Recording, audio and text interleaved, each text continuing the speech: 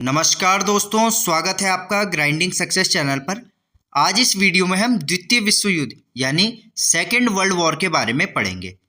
तो देखिए दोस्तों, जैसा हमने कल की वीडियो में प्रथम विश्व युद्ध के बारे में पढ़ा था, यदि आपने मेरी उस वीडियो को अभी तक नहीं देखा है तो मैं आई बटन पर लिंक दे रहा हूँ, आप वहाँ से जाके देख लीजिए।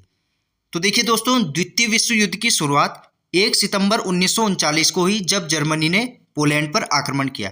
तो जो द्वितीय विश्व युद्ध था, जो सेकेंड वर्ल्ड वॉर था, वह 1 सितंबर 1939 को शुरू हुआ, जब जर्मनी ने पोलैंड पर आक्रमण किया।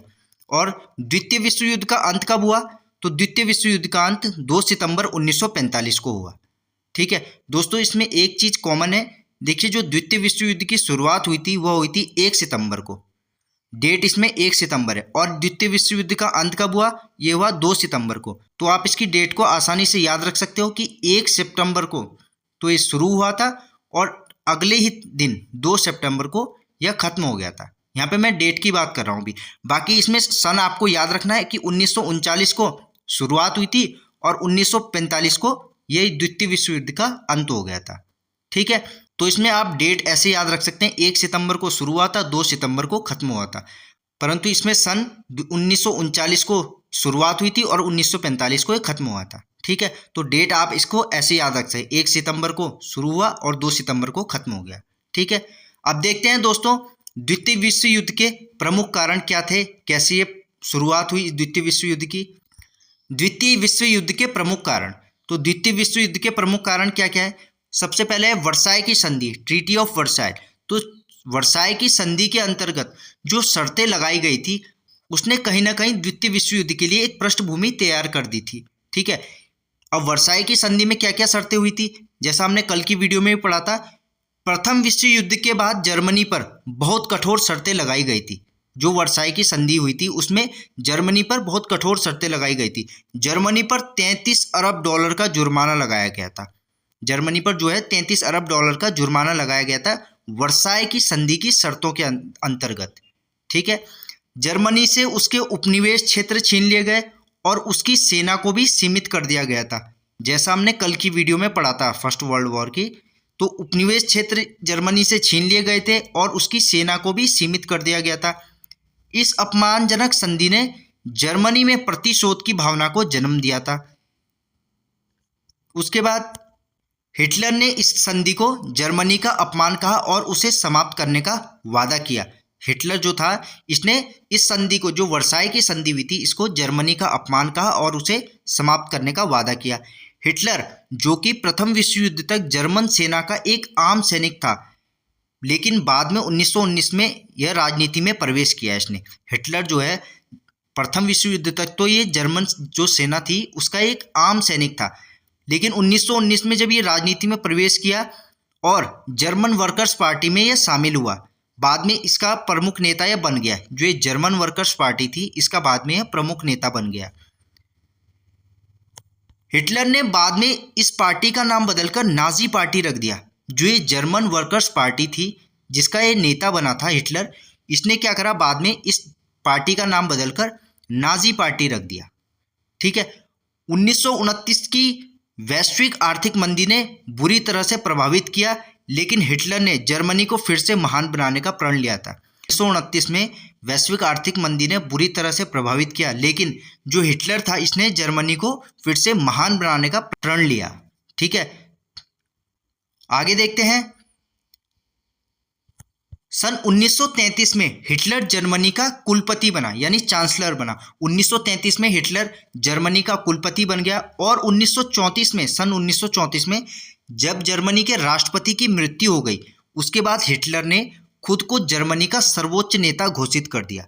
1933 में जर्मनी का कुलपति बना हिटलर, और उसके बाद जब 1934 में जर्मनी के राष्ट्रपति की मृत्यु हो गई, तो उसके बाद जो हिटलर था, इसने खुद को जर्मनी का सर्वोच्च नेता घोषित कर दिया।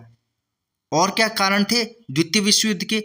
जो राष्ट्र संघ की विफलता, जो failure of league of Nations.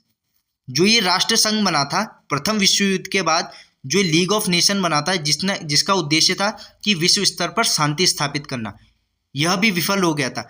प्रथम विश्व युद्ध के बाद शांति बनाए रखने के लिए जो लीग ऑफ नेशंस की स्थापना हुई थी, ठीक है, तो प्रथम विश्व युद्ध के बाद शांति बनाए रखने के लिए लीग ऑफ नेशंस की स्थापना हुई थी। पर हुआ क्या, लेकिन यह संगठन जो है हिटलर, जर्मनी का हिटलर, इटली का मुसोलिनी और जापान की जो आक्रामक नीतियां था, इनको रोकने में पूरी तरह से असफल रहा था। जो प्रथम विश्व युद्ध के बाद शांति बनाए रखने के लिए विश्व स्तर पर लीग ऑफ नेशन की स्थापना हुई थी, यह संगठन जो है जर्मनी के हिटलर को, इटली के मुसोलिनी को और जापान की जो आक्रामक नीतियां थी, इनको रोकने में पूरी तरह से असफल रहा। इसके पास सैन्य शक्ति नहीं थी। जो यह लीग ऑफ नेशन था, इसके पास सैन्य शक्ति नहीं थी, यह केवल सुझाव देने की इसके पास शक्ति थी। यह सिर्फ सुझाव दे सकता था, इसके पास कोई सैन्य शक्ति नहीं थी।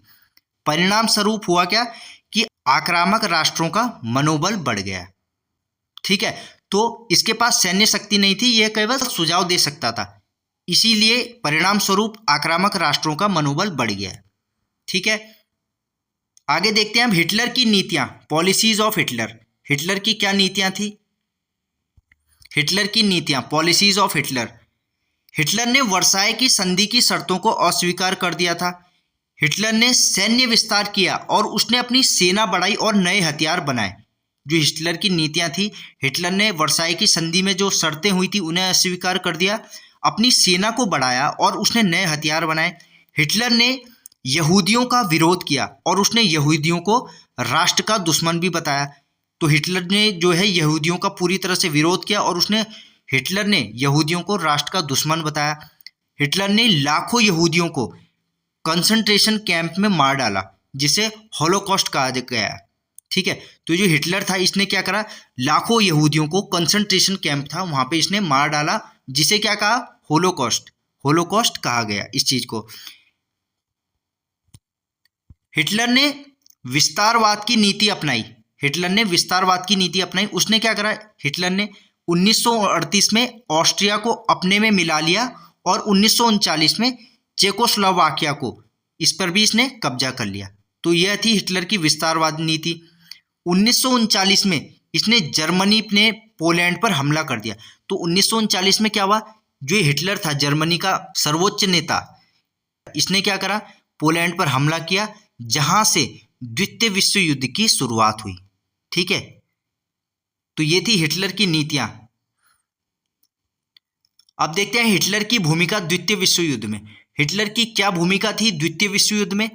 जब 1 सितंबर 1939 को जर्मनी ने पोलैंड पर हमला किया, तो इसके जवाब में ब्रिटेन और फ्रांस ने जर्मनी के खिलाफ युद्ध की घोषणा कर दी। जब 1 सितंबर 1939 को जब जर्मनी ने पोलैंड पर हमला किया, तो इसके जवाब में जो ब्रिटेन थे और फ्रांस, ये दो देश थे, इन्होंने जर्मनी के खिलाफ जो है युद्ध की घोषणा कर दी। जर्मनी ने सोवियत संघ पर ऑपरेशन बारबारोसा के तहत हमला किया। तो यहाँ से एग्जाम्स में क्वेश्चन बन जाते हैं दोस्तों। बताइए, जर्मनी ने सोवियत संघ पर कौन से ऑपरेशन के तहत हमला किया? तो ऑपरेशन बारबारोसा, ऑपरेशन बारबारोसा के तहत जर्मनी ने सोवियत संघ पर हमला किया। 1944-45 में जर्मनी को हर तरफ से घेर लिया गया था। 1944-45 में जो जर्मनी था, इसको हर तरफ से घेर लिया गया था। किसने?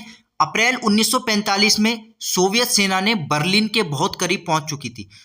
जो सोवियत सेना थी उसने जर्मनी को चारों तरफ से घेर लिया था 1945 में। तो क्या हुआ, हिटलर ने 30 अप्रैल 1945 को आत्महत्या कर ली। जब हिटलर को लगा कि वो चारों तरफ से घिर गया है, अब उसके पास बचने का कोई रास्ता नहीं है, तो हिटलर ने 30 अप्रैल 1945 को आत्महत्या कर ली।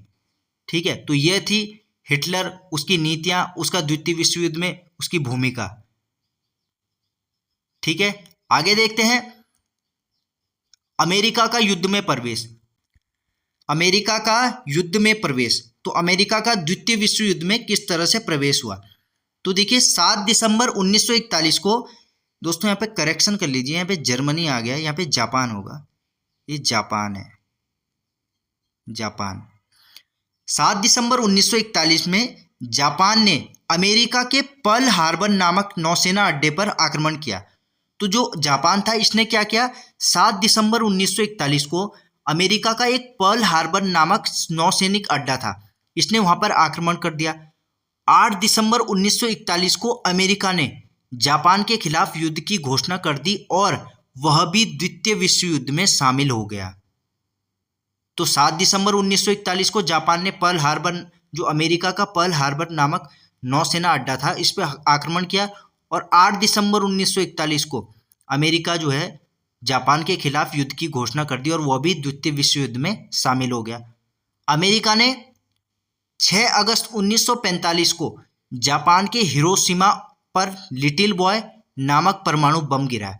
तो 6 अगस्त 1945 को जापान के हिरोशिमा पर लिटिल बॉय नामक बम गिराया और जो ये लिटिल बॉय बम था, जो ये लिटिल बॉय बम परमाणु बम था, इसको अमेरिकी B-29 विमान एनोला गे से गिराया गया था। दोस्तों यहाँ से एग्जाम्स में कई बार क्वेश्चन बन जाते हैं। बताइए जो अमेरिका ने लिटिल बॉय नामक परमाणु बम जापान पे गिराया था वह अमेरिका ने कौन से अपने विमान के द्वारा गिराया था? तो इसमें अमेरिकी B-29 एनोला गे विमान था जिसके थ्रू ये लिटिल बॉय नामक परमाणु बम को जापान के हिरोशिमा पर गिराया था। और उसके बाद 6 अगस्त को तो हिरोशिमा पर लिटिल बॉय नामक परमाणु बम गिराया और 9 अगस्त 1945 को अमेरिका ने जापान के नागासाकी पर फैटमैन नामक परमाणु बम गिराया। तो अमेरिका ने 2 परमाणु बम गिराए थे, एक 6 अगस्त 1945 को और दूसरा 9 अगस्त 1945 को। सबसे पहले हिरोशिमा पर गिराया कौन सा? Little boy. तो आप इसको कैसे याद रखोगे? सबसे पहले छोटा जाएगा, उसके सबसे पहले छोटा हमला, उसके बाद बड़ा हमला। और 9 अगस्त 1945 को जापान के नागासाकी पर फैटमैन नामक, ठीक है। तो इसको आप ऐसे भी याद रख सकते हो। अमेरिका ने जो 6 अगस्त 1945 को जापान के हिरोशिमा पर पहला हमला हुआ तो उसमें लिटिल बॉय नामक परमाणु बम गिराया। तो इस परमाणु बम का नाम कैसे याद रखोगे? Little boy. सबसे पहले छोटे की बारी आएगी, सबसे पहले छोटे का नंबर आएगा, ठीक है। तो सबसे पहले छोटा गया लिटिल बॉय और उसके बाद 9 अगस्त 1945 को अमेरिका ने जापान के नागासाकी पर फैटमैन मानिए बहुत बड़ा, आप इसको ऐसे भी याद रख सकते हो। तो सबसे पहले छोटे का नंबर लिटिल बॉय और उसके बाद फैटमैन एक मोटा तकड़ा आदमी, ठीक है। तो सबसे पहले छोटा जाएगा, उसके बाद बड़ा जाएगा। तो लिटिल बॉय 6 अगस्त को, 9 अगस्त को फैटमैन नामक परमाणु बम गिराया था। और जो ये 9 अगस्त 1945 को नागासाकी पर जो ये फैटमैन नामक परमाणु बम गिराया था, इसको अमेरिकी विमान B-29 बॉक्सकार से गिराया गया था। इस चीज को भी आपने ध्यान रखना है, ठीक है। आगे देखते हैं युद्ध विराम आर्मिस्टिस। अब युद्ध विराम कैसे हुआ? अमेरिका द्वारा जापान पर किए गए इन 2 परमाणु बम हमलों के बाद, दोस्तों यहाँ पे करेक्शन कर दीजिए, ये हमले हैं। इन 2 हमलों के बाद 15 अगस्त 1945 को जापान ने आत्मसमर्पण कर दिया था। तो अमेरिका ने जब जापान पर 2 परमाणु बम गिराए, एक 6 अगस्त को, एक 9 अगस्त को, उसके बाद 15 अगस्त 1945 को जापान ने जो है आत्मसमर्पण कर दिया। इस तरह से जो है द्वितीय विश्व युद्ध का अंत हुआ, ठीक है। आगे देखते हैं द्वितीय विश्व युद्ध के परिणाम क्या थे, क्या परिणाम हुए द्वितीय विश्व युद्ध के। Consequences of second world war, ठीक है। तो दोस्तों द्वितीय विश्व युद्ध के परिणाम देख लेते हैं। इस युद्ध में लगभग 6 करोड़ लोग मारे गए थे। जो द्वितीय विश्व युद्ध था, सेकेंड वर्ल्ड वॉर था, इसमें 6 करोड़ लोग मारे गए कम से कम। कई बड़े शहर जैसे बर्लिन, टोक्यो, हिरोशिमा और नागासाकी ये जो है पूरी तरह से तबाह हो गए थे द्वितीय विश्व युद्ध में। जर्मनी और जापान की हार हुई द्वितीय विश्व युद्ध में। जर्मनी के एडोल्फ हिटलर का पूरा नाम है दोस्तों एडोल्फ हिटलर। जर्मनी के एडोल्फ हिटलर ने आत्महत्या कर ली थी और अमेरिका ने जापान पर परमाणु बम गिराकर उसे आत्मसमर्पण करवा लिया, ठीक है। इस युद्ध के बाद 2 नई महाशक्तियां उभरी। जो द्वितीय विश्व युद्ध था इसके बाद 2 नई महाशक्तियां उभरी। कौन कौन सी थी वह? एक तो थी संयुक्त राज्य America, United states of America, और दूसरा था सोवियत संघ, USSR। तो द्वितीय विश्व युद्ध के बाद संयुक्त राज्य अमेरिका और सोवियत संघ ये 2 नई महाशक्तियां बनकर उभरे, ठीक है। युद्ध के बाद यूरोपीय देशों की शक्ति कमजोर हो गई, जिससे भारत, इंडोनेशिया, म्यांमार और अफ्रीका जैसे देशों से उपनिवेशवाद, कोलोनियलिज्म का अंत जो है शुरू हो गया। तो द्वितीय विश्व युद्ध के बाद जो है यूरोपीय देशों की जो है शक्ति कमजोर हो गई, जिससे जो है जो भारत है, इंडोनेशिया, म्यांमार और अफ्रीका जैसे जो देश थे, यहाँ से उपनिवेशवाद का अंत जो है शुरू हो गया था। इसके बाद कई देशों ने परमाणु हथियारों का निर्माण शुरू किया द्वितीय विश्व युद्ध के बाद। और क्या क्या परिणाम थे द्वितीय विश्व युद्ध के? तो युद्ध के बाद, द्वितीय विश्व युद्ध के बाद आर्थिक संगठन बने। कौन कौन से आर्थिक संगठन बने? एक IMF बना, इंटरनेशनल मॉनेटरी फंड, और एक वर्ल्ड बैंक बना, विश्व बैंक। ठीक है, तो द्वितीय विश्व युद्ध के बाद आर्थिक संगठन बने, एक IMF, इंटरनेशनल मॉनेटरी फंड, और एक वर्ल्ड बैंक, विश्व बैंक।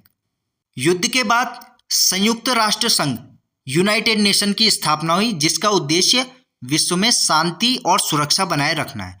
तो जो द्वितीय विश्व युद्ध के बाद संयुक्त राष्ट्र संघ यानी यूनाइटेड नेशन की स्थापना हुई, जिसका क्या उद्देश्य था?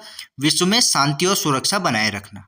ठीक है, तो दोस्तों ये था द्वितीय विश्व युद्ध और उससे जुड़े कुछ महत्वपूर्ण तथ्य। मिलते हैं आपसे ऐसी एक और वीडियो में एक नए टॉपिक के साथ। धन्यवाद।